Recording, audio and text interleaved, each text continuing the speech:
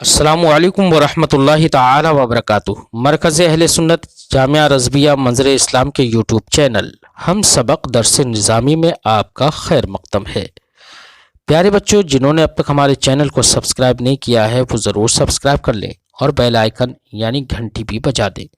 تاکہ ہر ویڈیو کی نوٹیفیکیشن اور اطلاع اپلوڈ کرتے ہی آپ تک پہنچ جائے، اور اپنے دوستوں سے بھی شیئر کیا کریں، اور بات پسند آئے تو لائک بھی کیا کریں، اور اپنے قلبی تاثرات کو کمنٹ کر کے بھی ضرور بتائیں۔ چلیے کچھ عبارت پڑھتے ہیں مناظرہ رشیدیہ سے۔ بسم اللہ الرحمن الرحیم۔ فإن حمل ذلك التعریف على تعریف الدلیل القطعی البین الانتاج فمعنى الاستلزام ظاہر، وإن أريد به التعميم كما هو ظاهر حمل الاستلزام على المناسبة المصححة للانتقال لا على امتناع الانفكاك كما صرح به المصنف قدس سره في حاشية الشرح المختصر إلى آخر العبارة۔ پیارے بچوں، اس سے پہلے مصنف نے جو ایک تعریف کی مصنف نے ذکر کی تھی دلیل کی، اور کہا تھا الدلیل هو المرکب من قضیتین للتعدی الى مجہول نظری، اور دوسری تعریف جو کہ اہل مناظرہ کے درمیان مشہور ہے تعریف، وہ تعریف یہ تھی کہ ما یلزم من العلم به العلم بالشیء آخر۔ چونکہ مصنف علیہ رحمت و شارح علیہ رحمت و رضوان مصنف کی بیان کردہ تعریف کو اولا بتا چکے ہیں، اور کہہ چکے ہیں کہ مصنف کی بیان کردہ تعریف اولا ہے تعریف مشہور سے، تو اس سے پہلے بھی بیان کر چکے ہیں کہ تعریف مشہور پر اعتراض لازم آ رہا تھا، اس کا جواب دینے کی ضرورت پیش آ رہی ہے۔ یہاں پر ایک اور اعتراض ہوتا ہے تعریف مشہور پر، اور اس کا جواب دیا جاتا ہے۔ ایک کیا اعتراض ہوتا ہے؟ اعتراض یہ ہوتا ہے کہ جناب تعریف مشہور میں ہے ما یلزم من العلم به العلم بشیء آخر، جب یہ کہ لفظ یلزمو ہے، جبکہ ایک دوسرا لفظ کچھ جگہوں پر تعریف مشہور میں یہ بھی ذکر ہے ما یستلزم العلم به العلم بشیء آخر، یہ بھی ہے۔ تو کچھ جگہوں پر استلزام ہے، کچھ جگہوں پر لزوم ہے۔ بہرحال چاہے وہ لزوم ہو یا استلزام ہو، بہرحال معنی ہوتا ہے لزوم اور استلزام کا مطلب ہوتا ہے کہ ایک شے کا دوسرے شے کے لیے مستلزم ہونا یا ایک شے کا دوسرے شے کے لیے لازم ہونا۔ تو یہاں پر لزوم کا مطلب ہوتا ہے کہ ایک شے کا انفکاک دوسری شے سے نہیں ہو پاتا ہے، تو عدم انفکاک مراد ہوتا ہے۔ جب عدم انفکاک مراد ہوتا ہے تو ایسی صورت میں دلیل کی جو تعریف مشہور ہے اس کا خلاصہ یہ ہوگا کہ ایک شے کی تصدیق سے دوسری شے کی تصدیق لازم آئے، یا ایک شے کی تصدیق مستلزم ہو دوسری شے کی تصدیق کو، تو اب ان کا معال یہ ہوگا کہ ایک شے کی تصدیق منفک نہ ہو دوسری شے کی تصدیق سے، یعنی ایک شے کی تصدیق کا انفکاک دوسری شے کی تصدیق سے محال ہو، یہ معنی ہوگا۔ اگر ایک شے کی تصدیق سے ایک شے کی تصدیق کا انفکاک دوسری شے کی تصدیق سے محال ہو، تو یہ معنی تو صرف اور صرف شکل اول جو کہ بین الانتاج ہے اس پر صادق آتا ہے۔ اشکال ثلاثہ جو شکل اول کے علاوہ ہیں ان پر یہ تعریف صادق نہیں آتی ہے، لہذا دلیل کی تعریف سے دلیل کی تعریف مشہور ہے اس سے شکل ثانی، شکل ثالث، شکل رابع وہ سب کے سب خارج ہو جاتی ہیں، جبکہ وہ بھی دلیلیں ہیں، تو دلیل کی تعریف سے وہ خارج ہو جاتی ہیں، کیونکہ وہاں پر ایک شے سے دوسری شے کا انفکاک جائز ہوتا ہے، محال نہیں ہوتا ہے، لہذا تعریف مشہور درست نہیں ہے۔ یہ کوئی اعتراض کرے تو صاحب کتاب فرماتے ہیں تو اب اس کا مطلب یہ ہوا کہ جب درست ہی نہیں ہے تو صاحب کتاب نے کیسے کہہ دیا کہ مصنف کی تعریف یہ اولا ہے تعریف مشہور سے؟ اولا نہیں، بلکہ کہنا چاہیے مصنف کی تعریف ہی صحیح ہے اور تعریف مشہور غلط ہے، یہ اعتراض ہوتا ہے۔ لیکن اولا کیوں کہا؟ کیونکہ اس کا جواب دینا ممکن ہے۔ کیا جواب دے سکتے ہیں اس اعتراض کا؟ صاحب کتاب اس کا جواب دیتے ہیں، صاحب شرح اس کا جواب دیتے ہیں، فرماتے ہیں کہ دیکھیے جو استلزام مذکور ہے تعریف مشہور میں یا لزوم مذکور ہے، تو اگر وہاں پر استلزام کا اگر دلیل سے مراد، کیونکہ دلیل کی تعریف ہے نا، تو دلیل سے مراد اگر دلیل قطعی بین الانتاج اگر مراد ہے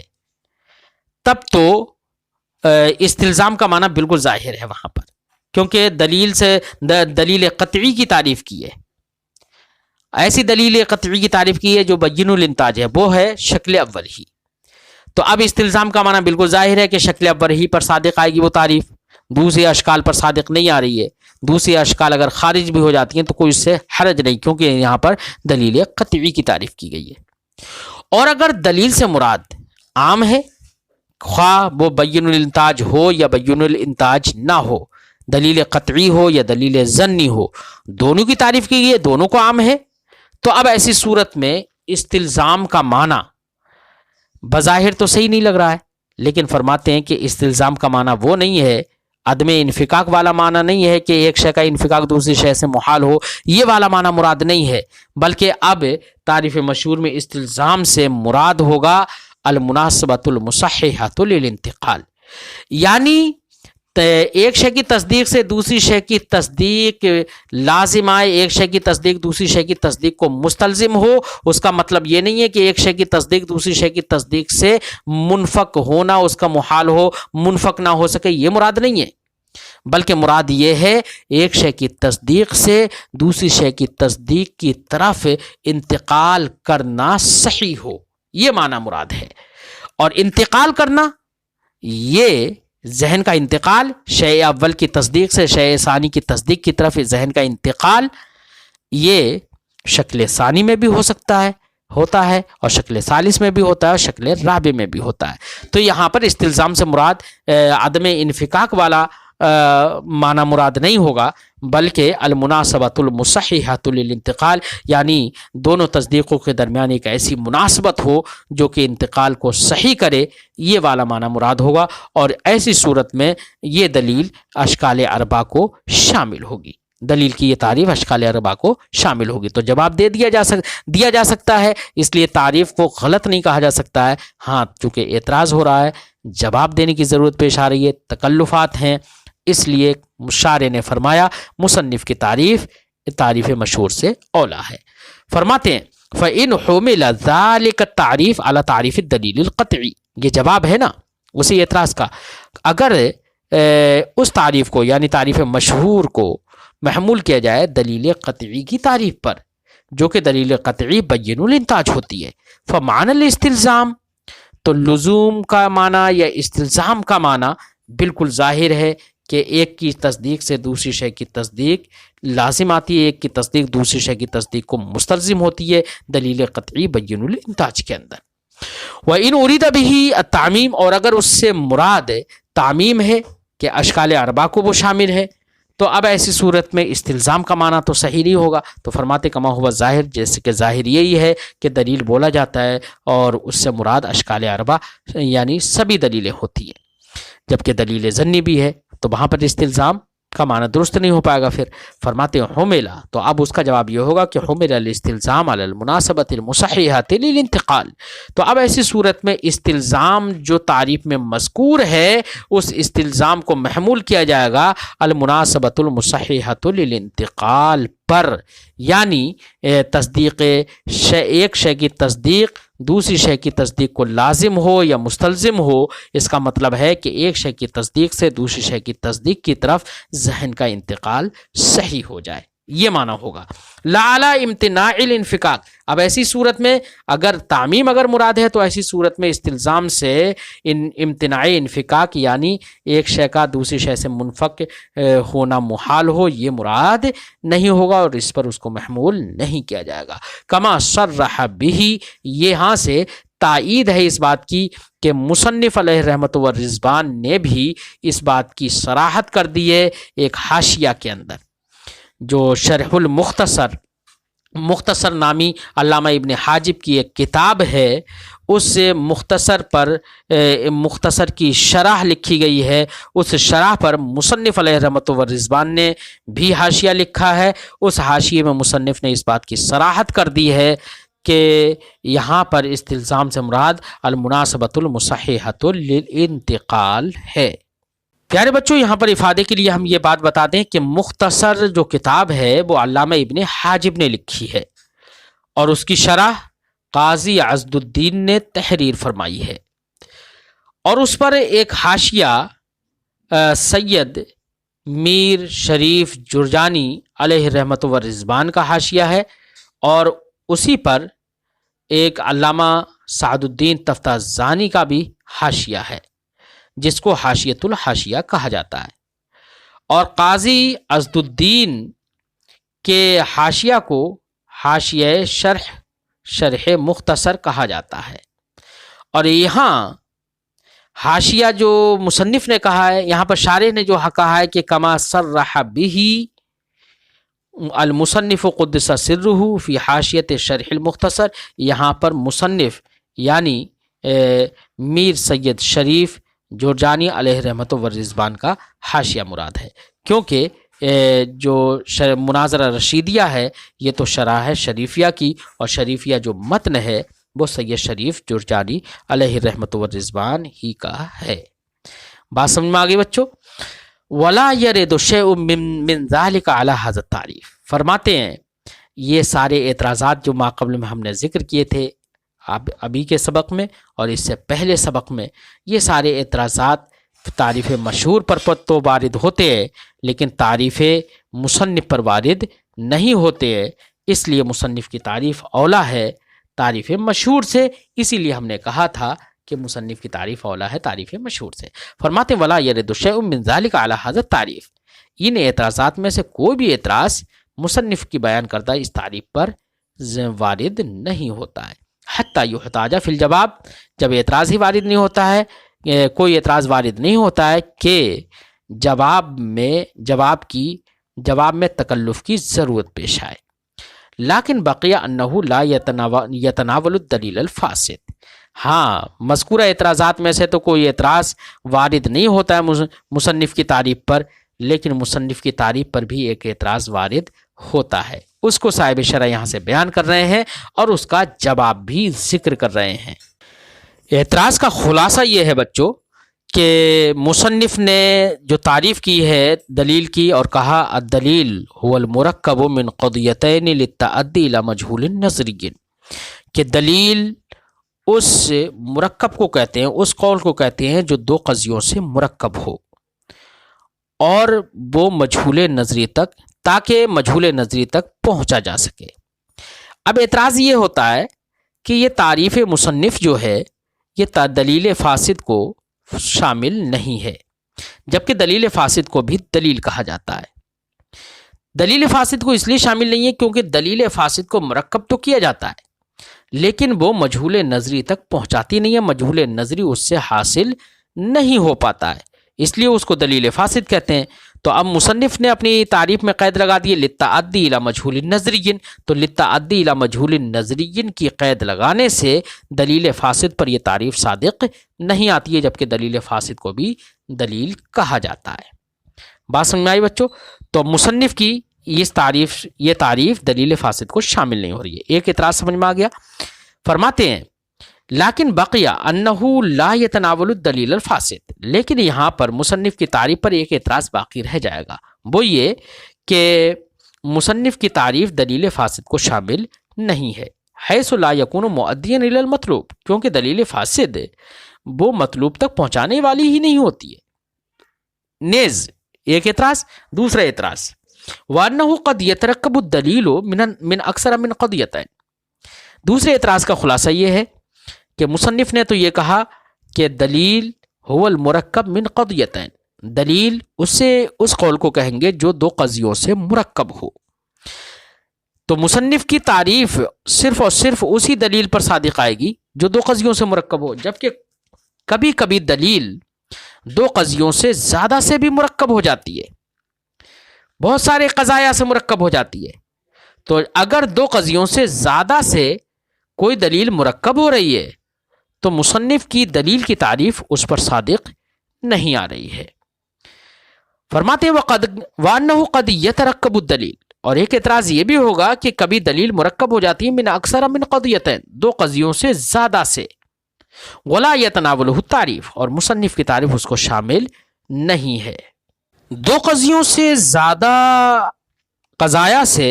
مرکب ہو کوئی دلیل، اس کی ہم جیسے مثال دیں، ہم دعویٰ کریں النبی صلی اللہ علیہ وسلم عالم بالغیب،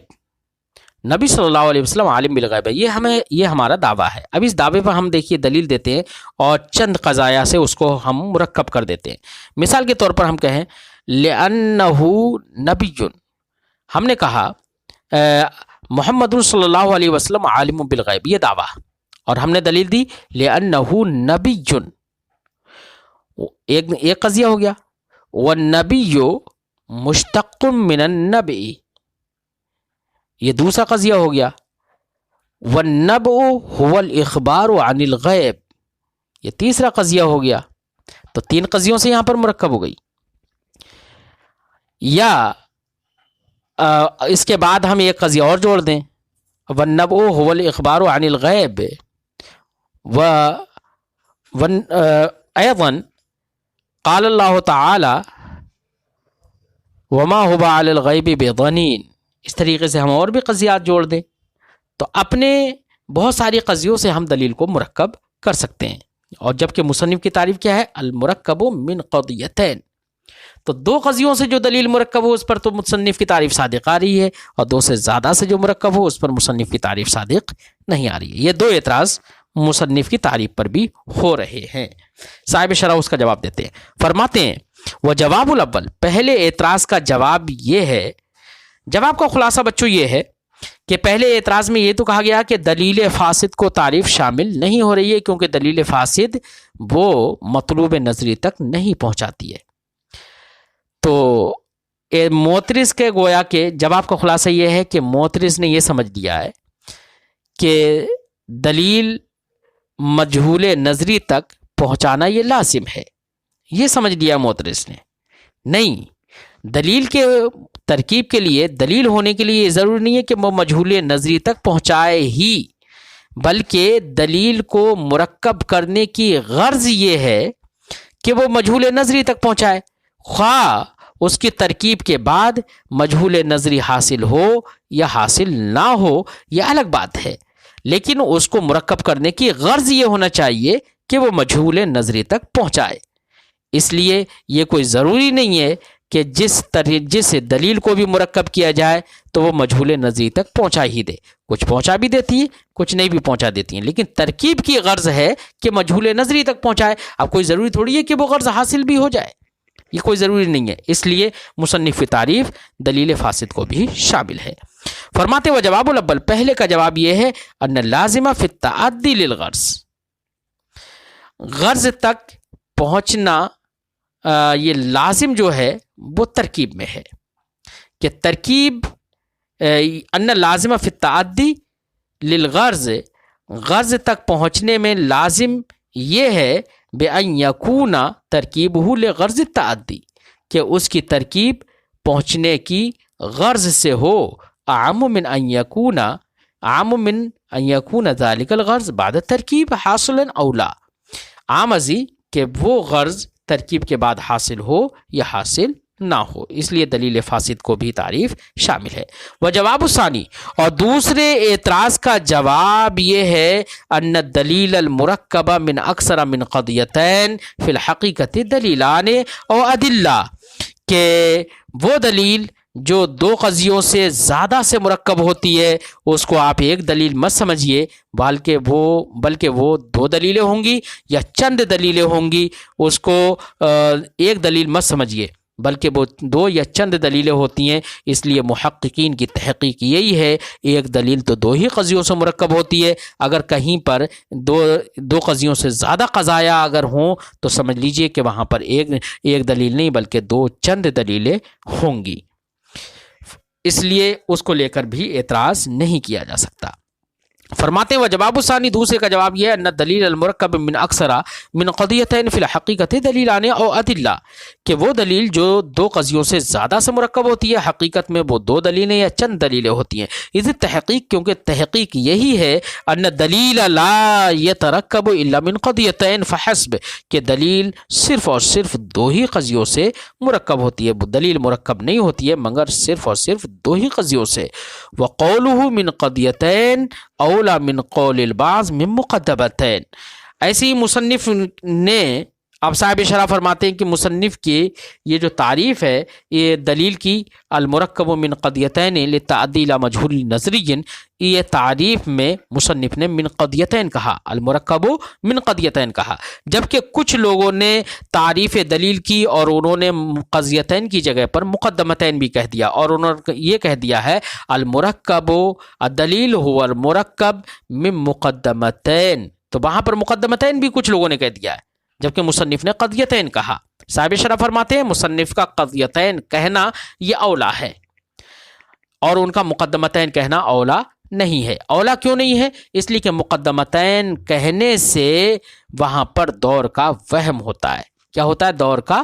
وہم ہوتا ہے. کیسے؟ اس لیے کہ مقدمہ بچوں دلیل کی تعریف تو کر دی، القضیت الدلیل هو المرکب من قضیتین من مقدمتین، مقدمتین سے دلیل کی تعریف کر دی کہ دلیل وہ ہے جو مرکب ہو دو مقدموں سے.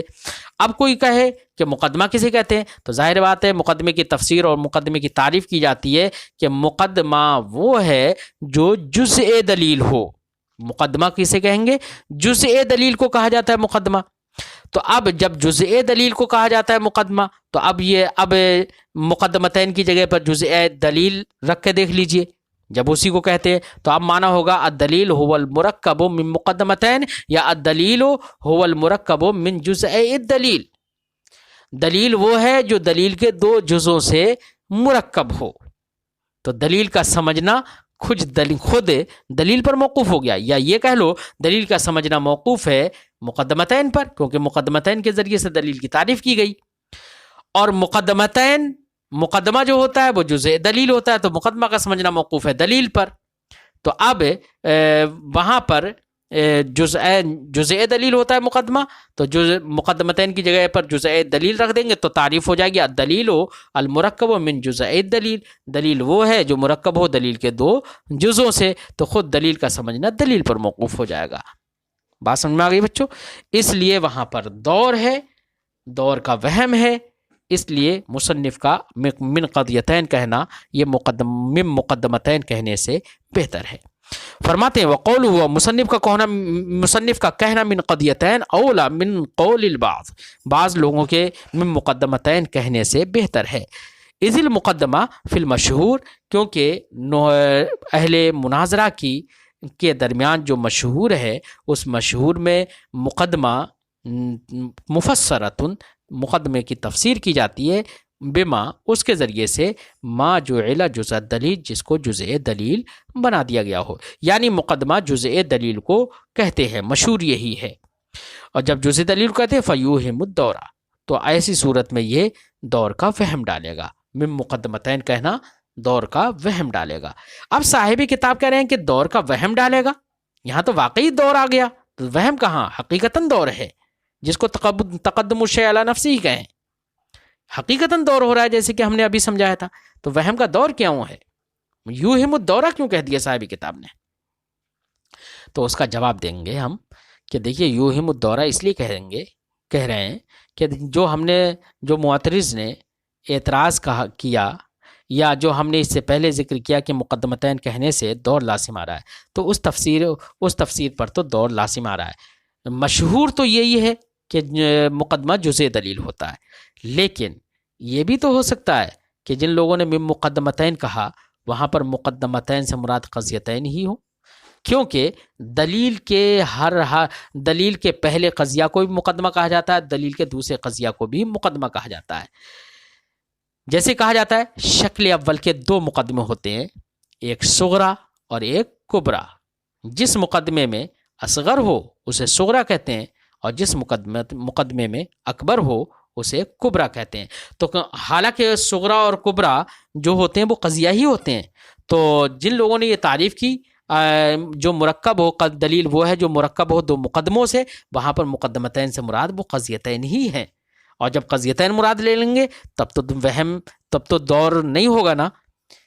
اس لیے مقدمتین بول کر قضیتین ہی مراد ہے ان کی، اس لیے دور نہیں ہوگا، لیکن سمجھنے والا کہیں پر وہاں پر مقدمتین سے معنی مشہور سمجھ کر دور کا وہم کر سکتا ہے، اس لیے مصنف نے کہا فیوہم الدورہ، کہ یہ مقدمتین کہنا یہ دور کا وہم ڈالے گا، اس لیے مصنف کا من قضیتین کہنا من مقدمتین کہنے کے بنسبت اولا ہے۔ آج کی گفتگو بچوں ہم یہیں پر ختم کرتے ہیں، پھر آئندہ سبق میں ملتے ہیں۔ السلام علیکم ورحمۃ اللہ تعالی وبرکاتہ۔